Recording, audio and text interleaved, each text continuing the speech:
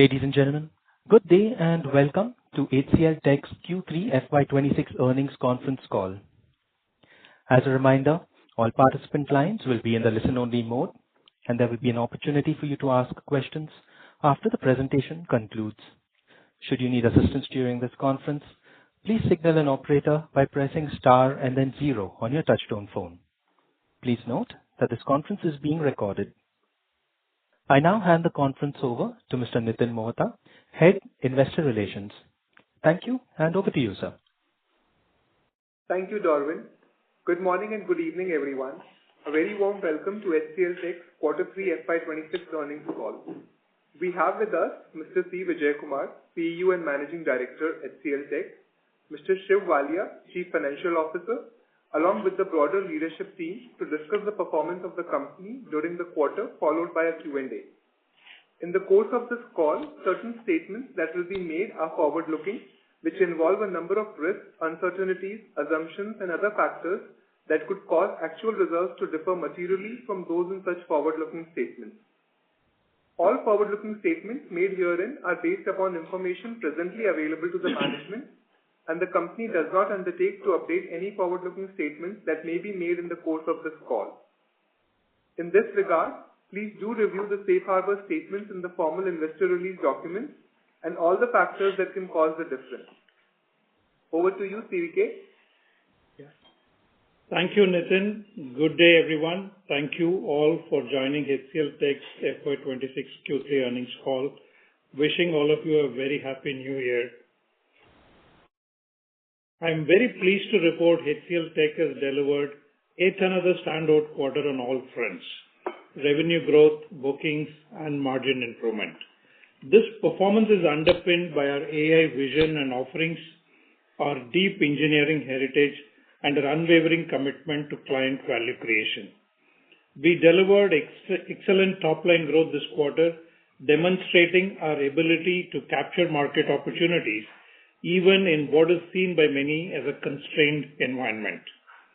Reflecting on the quarter, we see continued momentum in AI-powered solutions like physical AI, AI factory, custom silicon engineering, as well as large-scale transformation programs and application development and modernization offerings.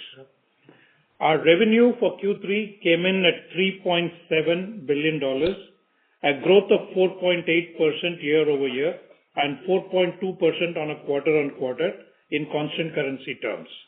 This quarter, we also crossed $15 billion of annualized revenue. This milestone reflects the scale of our platform and the durability of our growth model. Our services business grew 5% year-over-year and grew 1.8% sequentially. Our IT and business services grew 3.8% year-on-year and grew 1.5% sequentially. Engineering and R&D services grew 10.8% year-on-year and grew 3.1% sequentially, and all growth rates referred here are in constant currency. HCL Software delivered very good performance. Business grew 3.1% year-on-year and at 28.1% sequentially in constant currency. A seasonal uptick that was also a healthy year-on-year growth. Annual recurring revenue stood at $1.07 billion, 0.6% increase YOY in constant currency. In addition to the seasonality, this growth is fueled by strong traction in our data intelligence business. Our operating margin, including restructuring costs, but excluding the one-time impact of new labor code, came at 18.6%, 111 basis points QOQ, and a decrease of 94 basis points year-over-year. When we exclude restructuring costs, our operating margin in Q3 is down marginally 13 basis points year-over-year, and we are confident of recovering that as well in the future. We are executing well on our improvement plan, and this disciplined approach has placed us firmly in the right trajectory for the medium term. Shiv would provide further details on the adjustments both for restructuring costs and the one-time labor code impact. Our net new bookings were strong at $3 billion, which is a 17% quarter-on-quarter and 43% year-over-year growth. Booking momentum this quarter was driven by strong traction in our applications and engineering and R&D services, which together accounted for 62%. I will talk about this and the mega deal later. We also delivered strong ACV booking, which is the highest in the last 4 years. Coming to people metrics, our headcount at the end of December stood at 226,379, a slight decline of 0.1% compared to the previous quarter. Our attrition stands at 12.4% on an LTM basis, lower compared to the previous quarter. I am happy to share we've been included in Forbes list of world's best employers for the 6th year in a row. Coming to AI updates, our AI propositions continue to drive our overall business, reflected as a robust growth, highlighting the strength of our value propositions, our comprehensive ecosystem, and the confidence our clients have in us as an AI partner in their transformation. AI is now embedded across every major engagement, whether service transformation, advanced AI, or classical AI. Our strategic focus and early bets are positioning us as a clear leader in an AI-accelerated world. In advanced AI, we have grown 19.9%, led by a strong uptick in agentic, physical AI, and AI factory programs. We are now sharing the actual revenue for your reference in the investor release. Let me update you on the progress along the 4 pillars of our AI growth strategy. First, on our proactive transformation of our services, AI Force, our flagship platform, remains a major market differentiator in this space. Specific SKUs of AI Force are now deployed across 60 of our priority accounts. We are seeing large AI-led service transformation, net new deals happening, and service transformation increasingly becoming core to decision-making in every pursuit. Certain use cases like AI-led legacy modernization are also creating niche interest amongst our clients. In addition, we also continue to implement Gen AI and AI capabilities across our lines of business and scale adoption with customer-specific AI tooling. To enable all this, we are making strong progress on the talent scale-up front. Within HCL Tech, 38,000 plus additional employees have been trained on Gen AI and 600 plus on responsible AI. Today, we have the highest number of OpenAI badged experts among all OpenAI partners. Our proprietary talent acquisition platform, Talent Navigator, has now been deployed at scale across HCL Tech. The second pillar of our strategy is building differentiated IP that accelerates AI adoption for our clients. Our vertical aligned industry AI solutions continue to gain strong market traction. Our contact center as a service offering is experiencing a notable adoption curve, driven by our strong agentic solutions for real-time guidance, knowledge-based solutions, and omni-channel support. We had launched AI Force 2.0 beta in the previous quarter, which is an agentic platform delivering service transformation offerings. We are seeing excellent results, and we expect to launch GA soon. On the third element of our strategy, in new AI-led services, in AI Factory, we launched OEM-aligned joint offerings with Dell, HPE, Cisco, NVIDIA, AWS, Azure, and GCP. Our engagement with one of the top 10 global tech companies to implement global AI factories continues to scale. We won another similar engagement last quarter. We are ramping up to service this demand.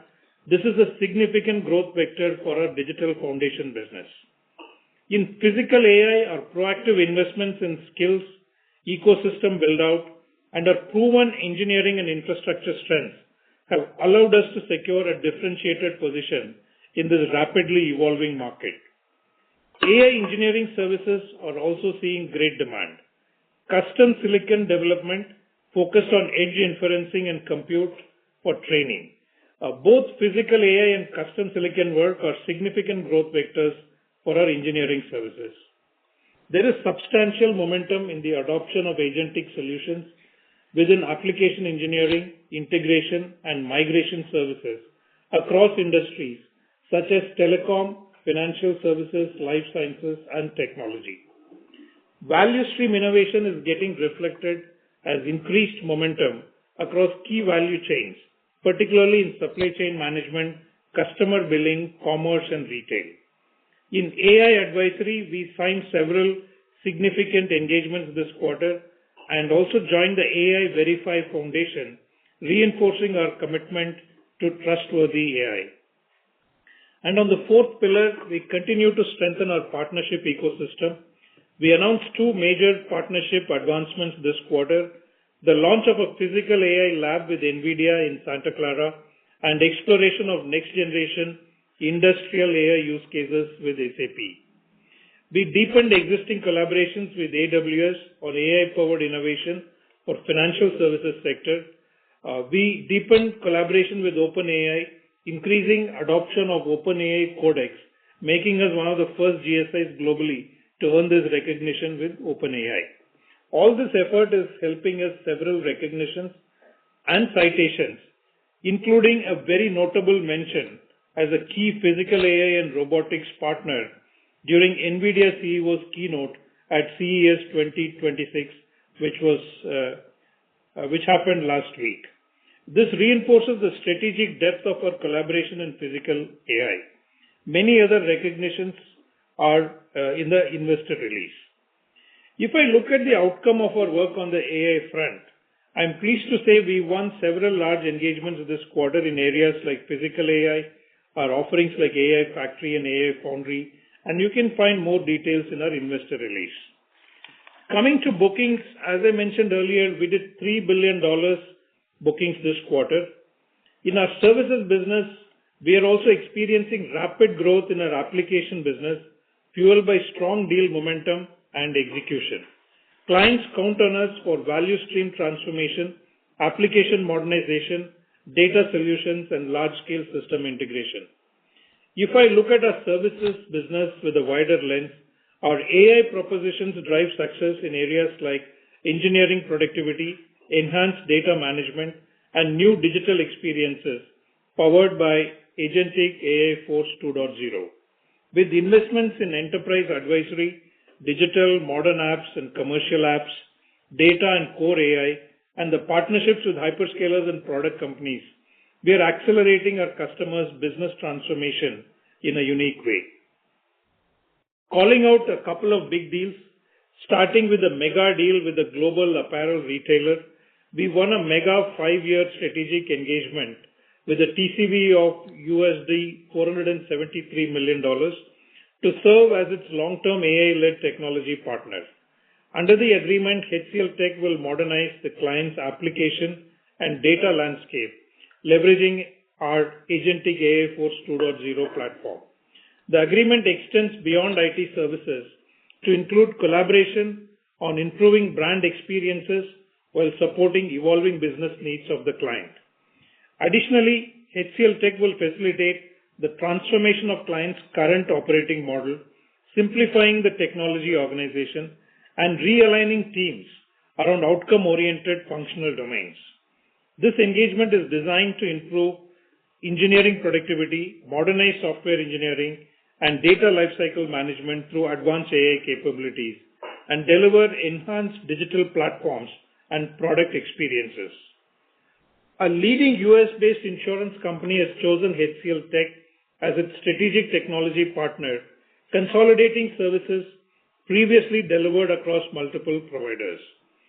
Powered by HCL Tech's GenAI-led service transformation platform, AI Force, this partnership will help transform IT service delivery, enhancing engineering outcomes, accelerating time to market, and driving operational efficiency through automation across application development, support, testing, and infrastructure. A Europe-based global food major selected HCL Tech to design and implement a greenfield IT setup and build an AI-powered digital foundation. HCL Tech solution will include digital workplace, network, hybrid cloud, network security, service management, CIAM, and automation. The new IT setup will integrate next-gen capabilities covering the AI lifecycle and reimagining the business value chain. While we continue to win many such large deals, we remain disciplined to walk away from those that do not align with our financial and strategic objectives. We continue to guide our sales organization to remain focused on opportunities that make long-term economic sense. I also wanted to share some insights about a recent acquisition in the telecom engineering space.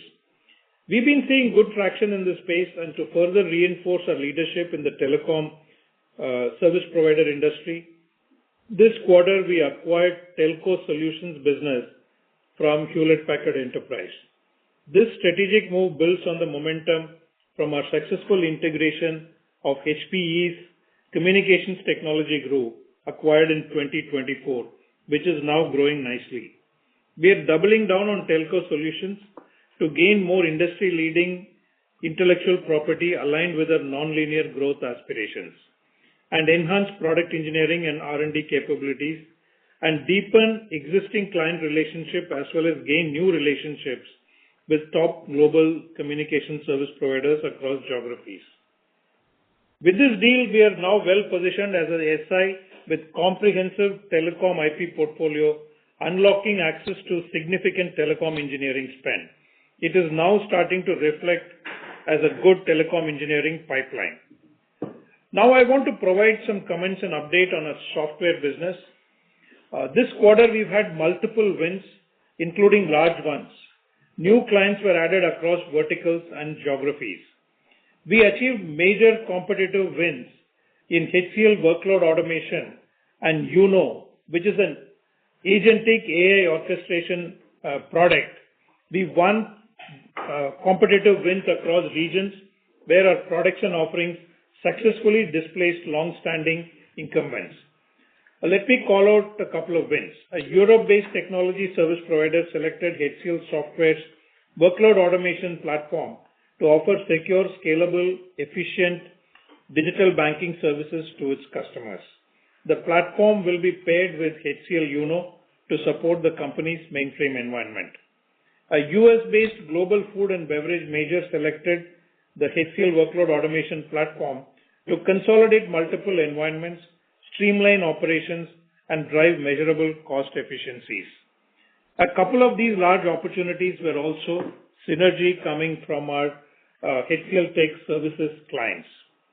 On the partnership front, HCL Software and Microsoft have partnered globally to deliver HCL Software's unified XDO blueprint, which is experience, data, and operations, to the joint customers using Microsoft's Azure and AI capabilities.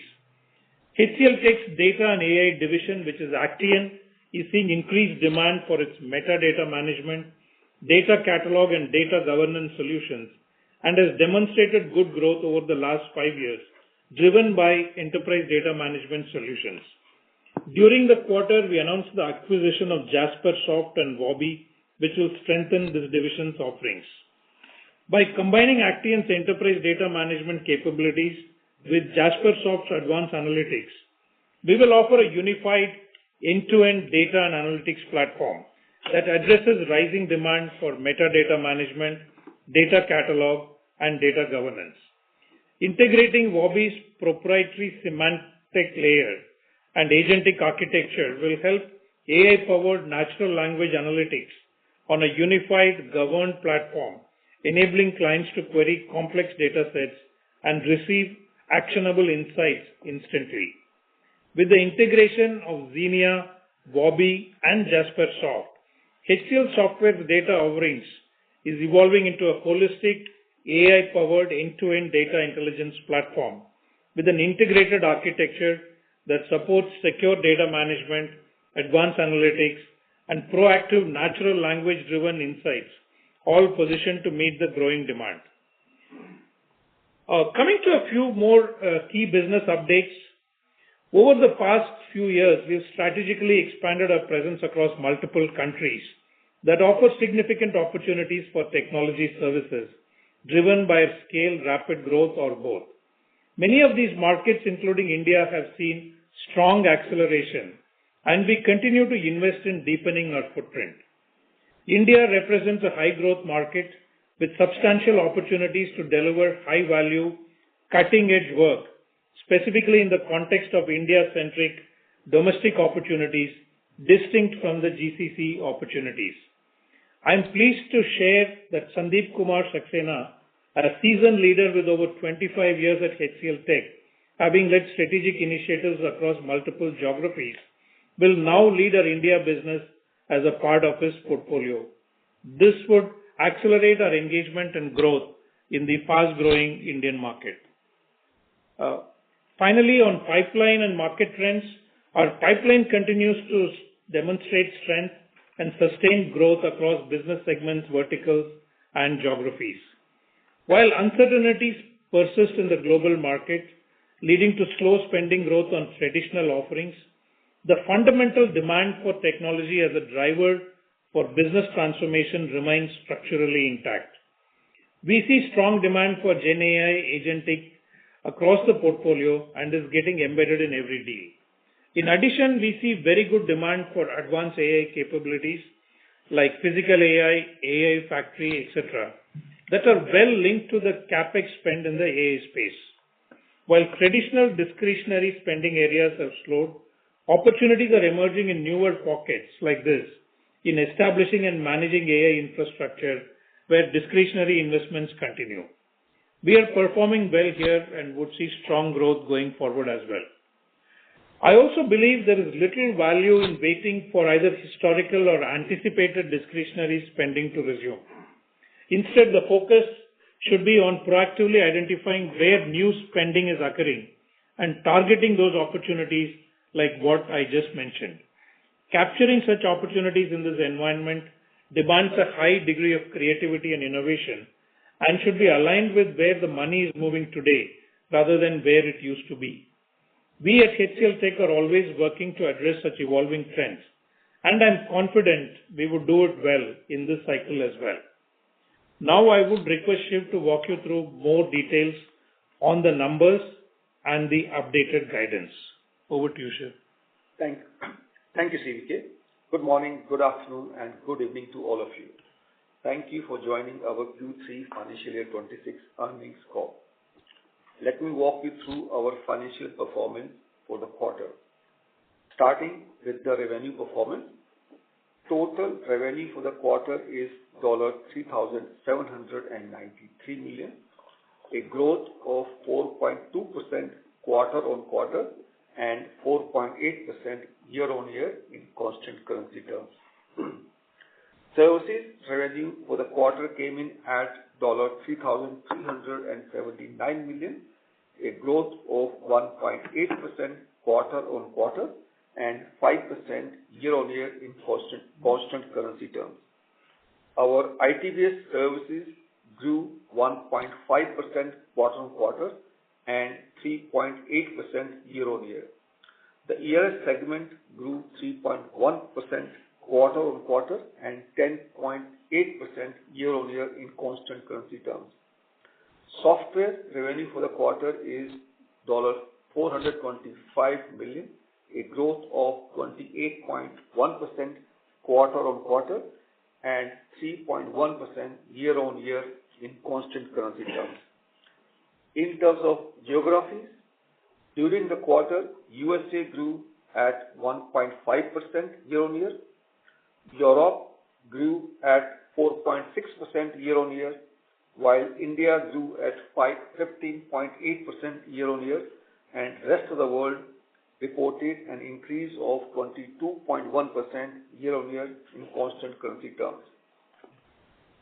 In terms of verticals, our Q3 growth was broad-based, with 5 out of 7 verticals registering year-on-year growth. Growth was led by 2 of our largest verticals, financial services and technology, up 8.1% year-on-year and 14.1% year-on-year respectively in constant currency terms. On sequential basis, the growth in this quarter was driven by manufacturing up 4.1% quarter-on-quarter, retail and CPG up 5.8% quarter-on-quarter, and public services up 3.7% quarter-on-quarter in constant currency terms. Now an update on clients.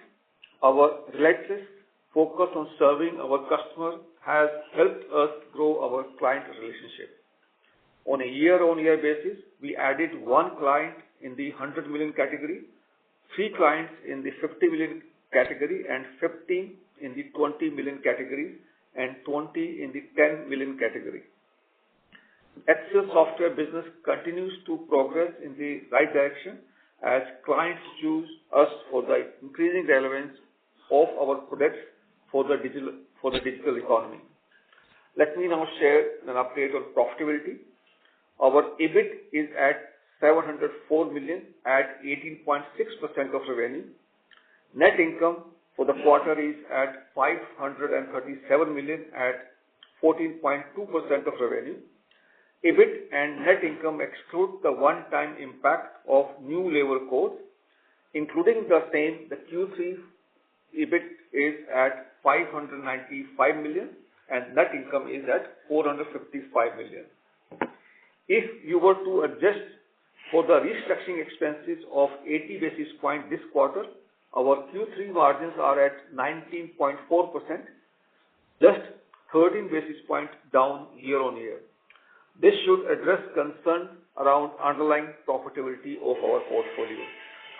We have consistently maintained that our focus on industry-leading growth is intertwined with disciplined approach towards margin, and our Q3 results are a testimony to that.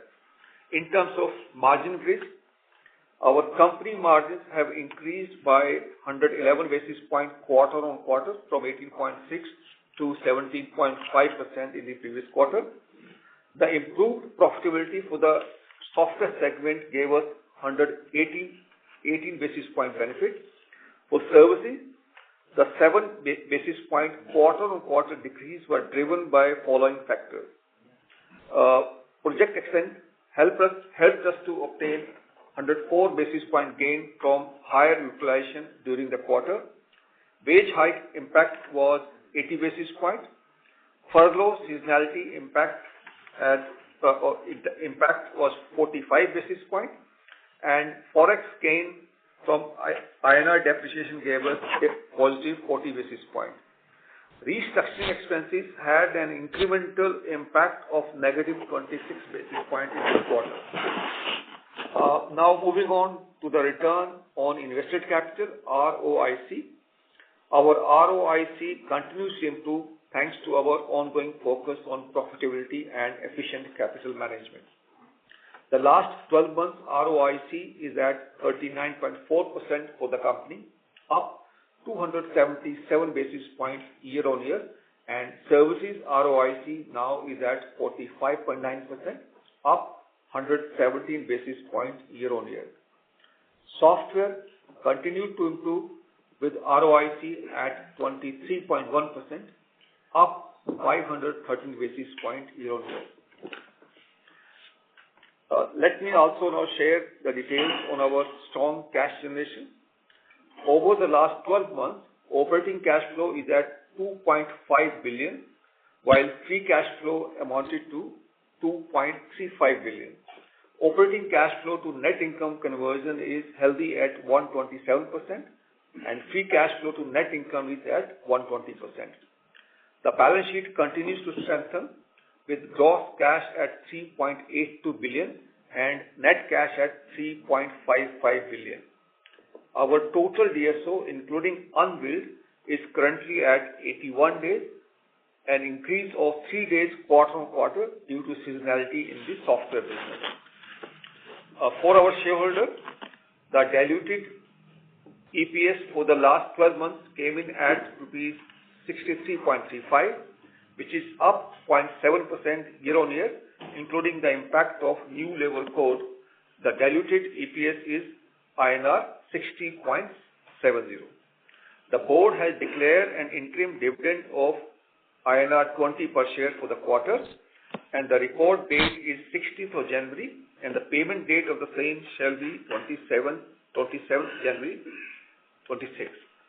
That brings our last 12 months payout to rupees 54 per share, effectively distributing 88.8% of our net income.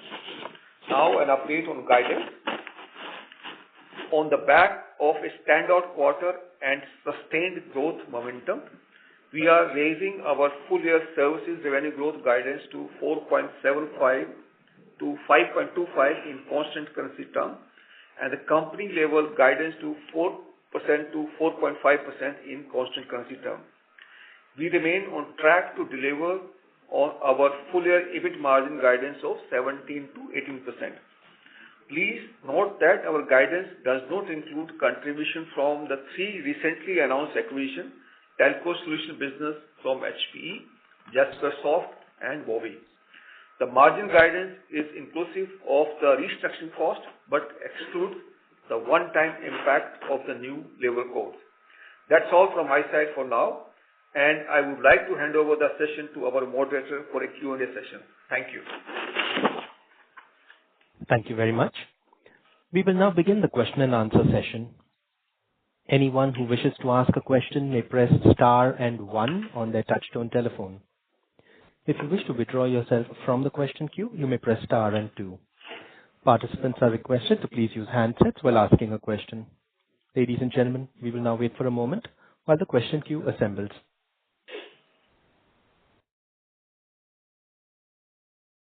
Our first question comes from the line of Abhishek Pathak from Motilal Oswal. Please go ahead. Yeah, hi, am I audible? You are audible, sir. You may proceed. Yeah. Hi, team. Thanks, and congrats on another good quarter. So I've got a couple of questions. Firstly, when you talk to clients right now versus exactly this time last year, what differences do you see in conversations? I mean, are we moving towards sort of more serious discussions around AI implementation? What is impeding clients from getting there? Are they indicating that some foundational work will begin maybe in the next 3-4 months? Just to understand the color YOY and how it's different, let's say, versus at the same time last year. That's one.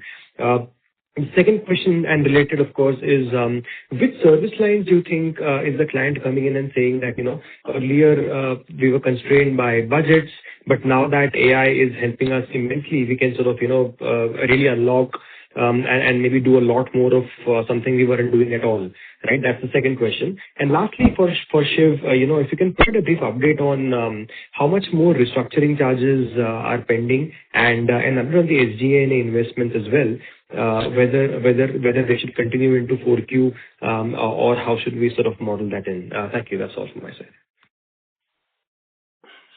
Yeah. Thank you, Abhishek. So let me take the first couple of questions, then I'll hand it over to Shiv.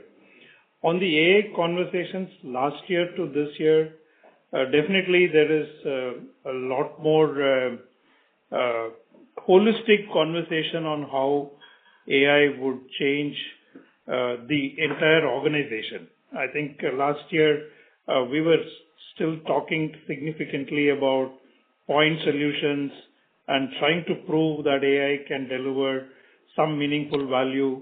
But then after that, the conversations changed to how clients should be focusing on some of the foundational elements like data and the cloud migration and all of that. But I think this conversation has matured to an extent that clients realize that to really get holistic benefit, they need to kind of completely reimagine their business processes. So I think once that realization is there, then the deployment of AI also slows down a little bit because clients want to take a holistic approach. However, the biggest area where we are seeing good outcomes and good client interest is really delivering and accelerating software development, data lifecycle management. I think that area is undisputedly the sweet spot for generative AI to be most helpful for a lot of organizations. The other broader enterprise adoption for business processes, I think that is going to revolve around significant process transformation. So to that extent, it is a little bit muted. Now, where clients are talking about more and which service line. So I think if you really see the enterprise adoption and revenue and spend from that perspective is still not very high. It's still very, very small. The real acceleration in what we are seeing is not necessarily in deploying AI within enterprises, but really day minus one services, which are really foundational for enabling AI, like a lot of work in our engineering services.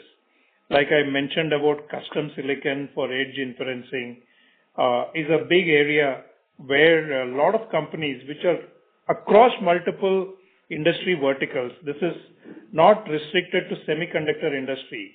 Everybody who's got products and solutions, if they needed to use the regular GPU kind of architecture for edge inferencing, it's going to be unviable.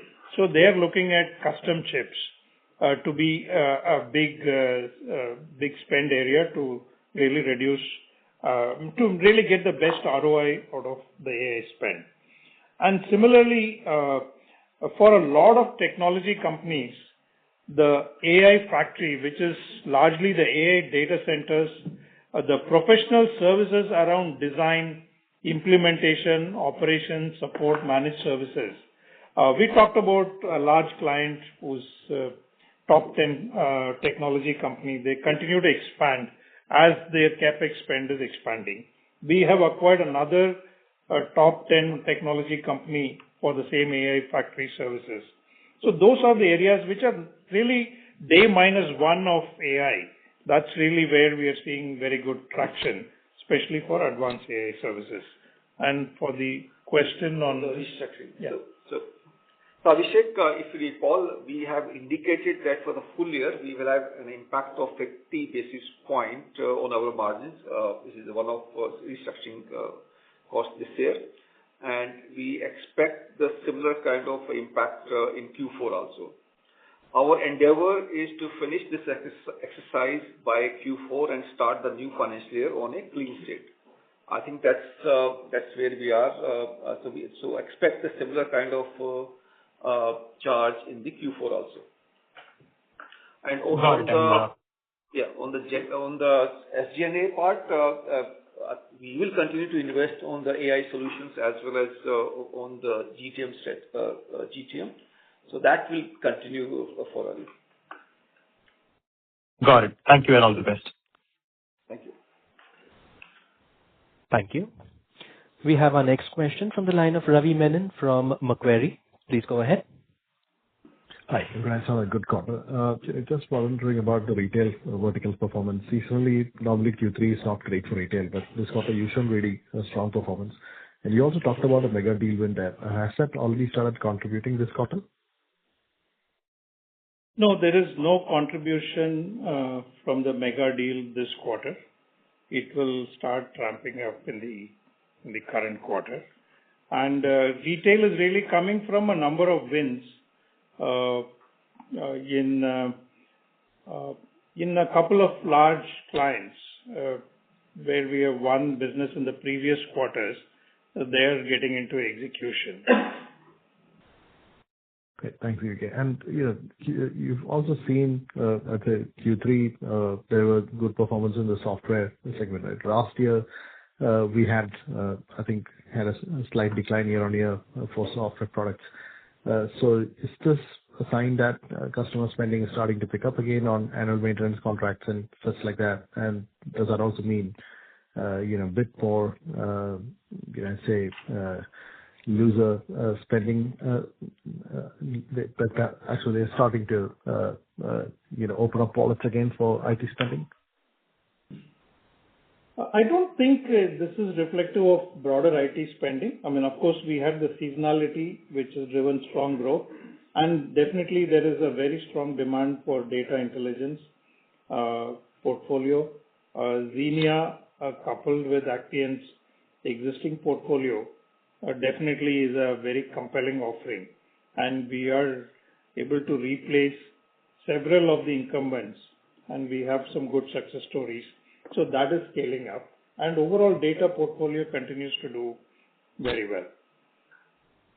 Thank you. And another very significant couple of wins was also on our marketing automation platform, especially with the clients who are looking at sovereign kind of solutions rather than a public cloud solution. So I think those also contributed to some meaningful wins.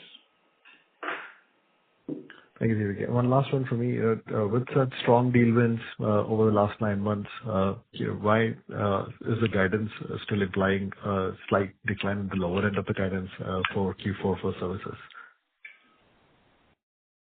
So, services guidance, lower end, of course, we have to give the range, right? We can't give such a precise range. So we took a 0.5% range, which I think is very, very reasonable. So that's where we landed. We have certain calculations which leads to the guidance, which is optimistic, pessimistic, and all that. And then after that, it gets rounded to some reasonable number. So that's where we are. Thanks so much. Best of luck. Thank you. Thank you. The next question is from the line of Sudhir Guntapalli from Kotak Mahindra Asset Management Company. Please go ahead. Hi, CVK. Congrats on a great quarter. My question is, if the existing data center infra has to be repurposed or upgraded for AI use cases like inferencing or model training because of the capacity constraints globally, so how does that feed into demand for our IMS segment? And when you talk about day minus one kind of opportunity, is this already playing out in some form and fashion? Yeah, I think it's a very significant opportunity for our infrastructure business. We believe in the next 5 years, the entire installed base of private data centers will get technology refreshed. However, we haven't started seeing much of traction yet on that front. But this is something we expect, and that will be a good growth driver. The day minus one on infrastructure business is largely with the technology companies who are building planet-scale data center capacities to really support their AI workloads. That's where we are seeing. That's why I call it as day minus one, which is really infrastructure required to enable AI. And also, there is definitely some traction on the edge as well. So that is also an opportunity in the AI factory offerings. Got it, sir. And just one question on margins to share. ER&D, I think while it has shown very good growth, the sequential margin drop seems to be a bit surprising. Is that largely because of the restructuring cost going into that head? Yeah. So that's correct. If you take out the impact of restructuring costs, then the margins were 17.6% versus 18% last year, comparative margins.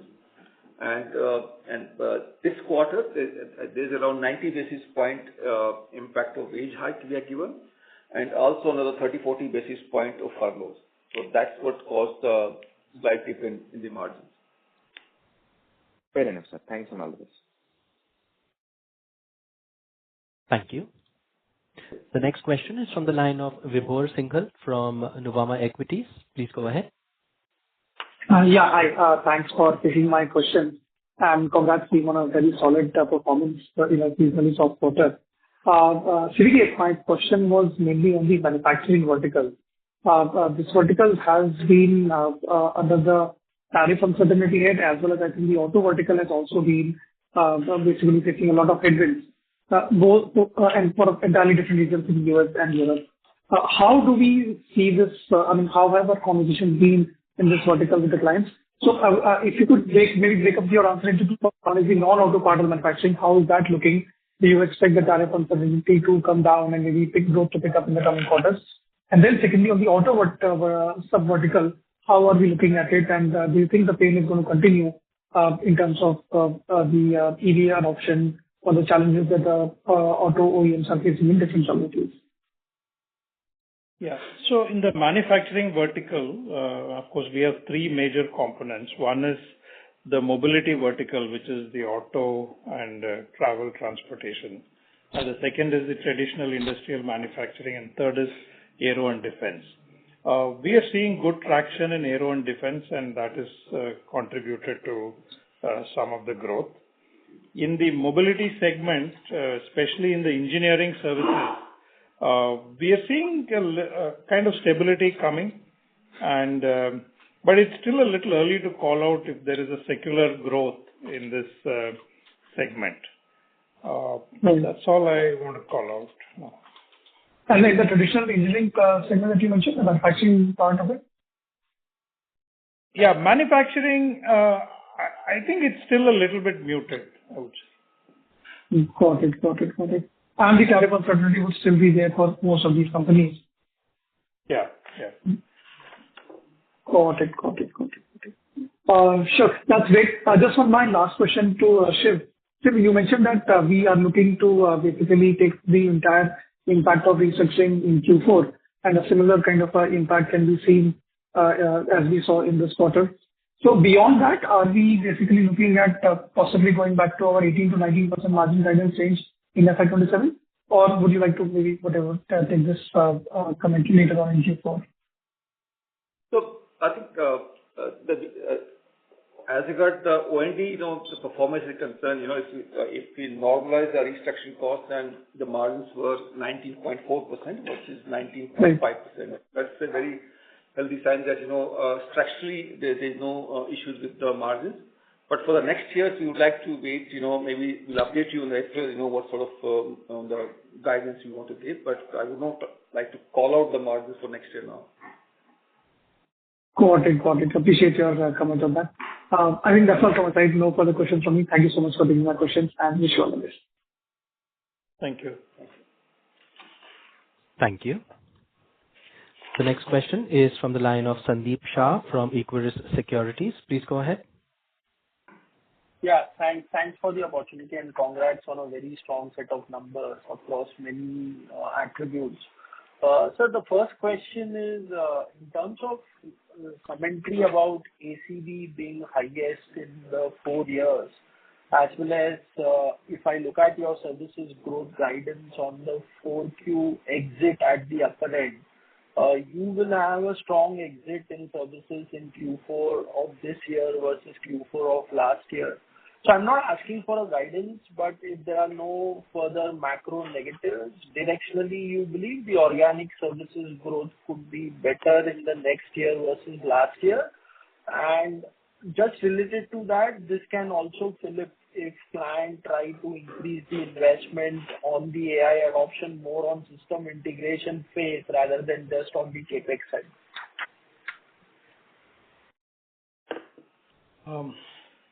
Yeah, I mean, as you would see, we are on track to be the fastest growing large cap services company for the 4th year running. Our all-weather portfolio continues to deliver, capturing the pockets of discretionary spend available in the market. And we remain very confident to meet the ever-changing needs of our clients during these exciting times. Would FY27 see faster growth than this year?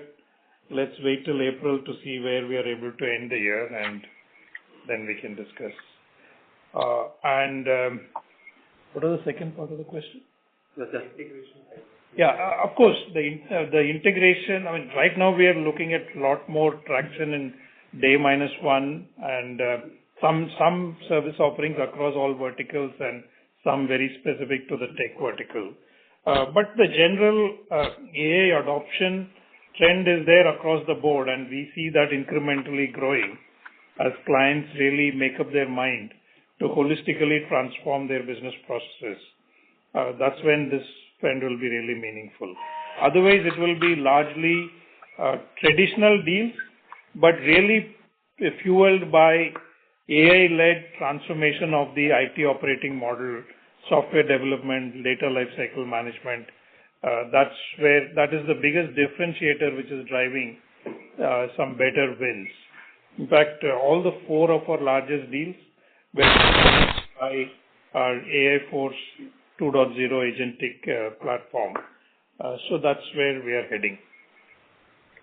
Yeah, sir, just last couple of questions. In terms of TCV, last quarter earnings, you said you target now $10 billion new business TCV, which could have some volatility Q-on-Q. And you have also closed $3 billion in this quarter, last quarter on 2.56. So looking at the pipeline and the closure, you still believe plus or minus 2.5 billion could be a new normal going forward, at least in the near term per quarter? See, I mean, as you called out, this bookings can be spiky. And if you take our last 4 quarters, we have delivered 10 billion plus net new booking, I think $10.4 billion or something. Now, I would not really call out that every quarter we are going to go above 2.5 billion. But if you take some kind of a moving average over 3 quarters, 2 quarters, then I think we should be hitting that number. That's what I expect. So. Okay. And sir, the last question. Sir, sorry to interrupt. We request you to please rejoin the queue if you have further questions. Just last question, if you allow. Sir, would you like to go ahead and take the question? Yeah. Sir, this last thing, on the press conference, we have said the incremental recurring impact because of the labor law could be now just 10 or 20 bits. So that means the further hit on a recurring basis may not be higher than 10 or 20 bits. Am I wrong in understanding this? No, your understanding is correct. We have already taken the charge, one-off charge in the P&L. And going forward, we don't expect this to be more than 10 to 20 basis points on a year-on-year basis. Barring any further changes in the labor code regulations, some of them are still pending clarifications and things like that. So. Thank you. Ladies and gentlemen, if you wish to ask questions, you may please press star and 1. You are requested to please limit yourselves to 2 questions only. If you have further questions, you may rejoin the queue. Our next question is from the line of Manik Taneja from Axis Capital. Please go ahead. Hi, thanks for the opportunity. I have one question. Sir, you are not clearly audible. You have a disturbance on your line. I hope this is better now. This is much better, sir. Please proceed. Yeah. So, CVK, I just wanted to pick your thoughts with regards to the demand around legacy modernization using AI. Are you seeing this segment essentially see a significant interest from customers across verticals, and how do you think this contributes to growth for the foreseeable future? Yes, as I said, in modernization and SDLC is where the biggest opportunity is really there in the enterprises. And we are seeing good demand. I mean, obviously, these projects also clients take one segment of modernization, see the success of that, and then continue to scale. We think this will really become a very big opportunity if you take next 2 to 3 year window. Legacy modernization using AI will be a very significant opportunity across most verticals. I mean, some verticals are a lot more enterprise ERP and SaaS type of large footprint is around that. But there are certain verticals, financial services, telecom, healthcare, who are all on mostly custom software. I think this will be really a significant opportunity. Great. Thank you. All the best for the future. Thank you. Thank you. Our next question is from Nitin Padmanabhan from Investec. Please go ahead. Yeah, hi. Good evening and wishing you a very happy new year. I had a question related to the products business. So this quarter, after many quarters, we have seen the perpetual license upfront sort of see significant revenue accretion. Usually that's been on a downtrend as we shifted to subscription. I wanted your thoughts on how we should think about this. Any change in strategy or this was opportunistic? Just your thoughts there. Yeah. Actually, you should compare the perpetual license revenue in December last year to December this year. It's only a marginal uptick. So usually seasonality is there, and some clients, their incremental quantities, if they were hell-bent on continuing on the perpetual license, so we continue with that. And this time we saw one client who really wanted it to be perpetual sovereign type of requirement, which helped this revenue go a little higher than what it was last year, December. I think it was 48 million, which has become 55 million. Otherwise, our general approach is to minimize perpetual and convert as much as possible to term and subscription. Got it. And one last on the products is, will Actian be amongst your top 3 products right now by revenue broadly? Yes, of course. Yeah. Yeah, sure. Perfect. Thank you. All the very best. Thank you. Ladies and gentlemen, we will take that as a last question for today. I would now like to hand the conference over to Mr. C. Vijayakumar, CEO and MD, for closing comments. Over to you, sir. Yeah. Thank you, everyone, for joining our call. I know it's late in the evening. I really appreciate all of you taking time to join. We continue to remain quite confident of the growth trajectory. We've delivered 2 outstanding quarters. We've delivered very good booking, and we have strong pipeline. So we remain optimistic about the overall progress, overall growth potential of our business. And we look forward to talking to you in the subsequent calls. Thank you very much. Have a good evening. Thank you. On behalf of HCL Tech, that concludes this conference. Thank you all for joining us. You may now disconnect your lines.